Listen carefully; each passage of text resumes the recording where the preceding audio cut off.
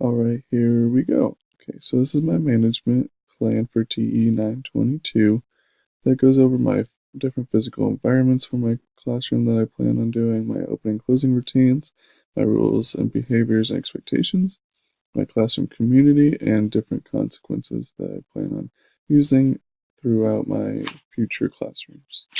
So here we go. So the physical environment, I know there's a lot in the slide, so I'm going to go through it pretty quickly. So my classroom setup, for desk tables and chairs, I plan on having a collaborative environment where groups of four, you can kind of see here these kind of tables I would kind of have, or even here.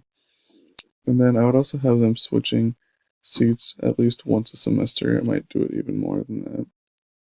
And then for teacher desks, I would have it in my front corner or accessibility to classroom technology. And then supplies, I would have cabinets and student folders for each table. So just like in here, depiction here, there's classroom cabinets. There's probably 4 different periods for this class. So there's 4 different sections, and each table has each period for each table accordingly. And then walls, I would have daily inquiry questions labeled, so like here, but like instead it would be a daily inquiry question. And then student work, I'd have group posters, assignments, their work all over the walls. That's super important. And then outside student work, I would have different kind of sports memorabilia showing support for um, students' activities outside of school as well. And then also what makes me me, so family pictures and everything like that. Going to next, opening and closing routines. So starting class, I'd greet students at the door, get an attention getter. Mondays, I'd talk about weekend activities, have different kind of share outs, classroom talks, and discussions before we get into really kind of the meat of the content. Students were expected to put away phones, headphones, take out class notebooks, and take out and turn in homework as well. Close up routine, so wrap up types of activities. Journal entry addresses daily inquiry questions. So these are different activities: class discussion, debating, addressing different perspectives, and maybe the inquiry question. Gallery walks, so for group projects, and then low stakes quizzes, very very low stakes quizzes, for like Google Forms, and then like different bubble sheet kind of things using technology. Going into rules, behaviors, and expectations. So, especially for me, the 2 main things before we do a class contract, which I plan on doing, is having 2 foundational ones, which is respect, listening attentively to the teacher, and also our classmates having an open mind to learning new perspectives and experiences. And then the use of phones. I'll have a different kind of more detailed, structured outline, but I'll have permitted times for their phones where they can use their phones and not just have it put away on lock and key for the entire classroom, because I know it's kind of torture for them. And then a class contract will have students participate in writing, and creating rules and expectations.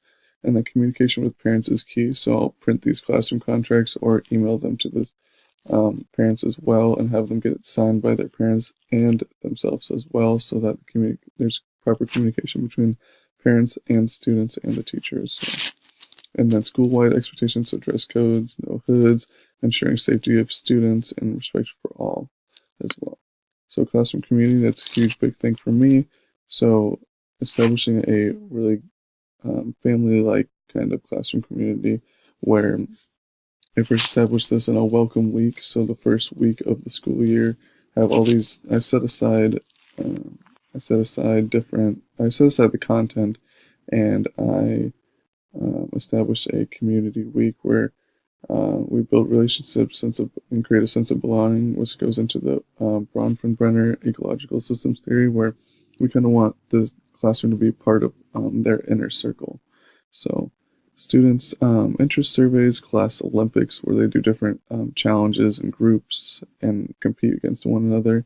And then cup stacking challenges, class vocab, improv, name games, and there's like different kind of games like a minefield game and a mystery game.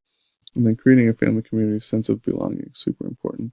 And then also respecting cultures and identities, so cultural responsiveness, so individualized projects, bringing in family and history culture, and studying multicultures and history, so bringing in different cultures into our classroom is super important. Then creating opportunities for all, so multiple outlets for expression, discussions, projects, assignments, all these different kind of options for them. And then also growth mindset, so continuous set of goals, reaching for further educational growth, always having goals set for our students that they can reach to and then get to another one, get to another one, instead of having this stagnant mindset where there's no growth.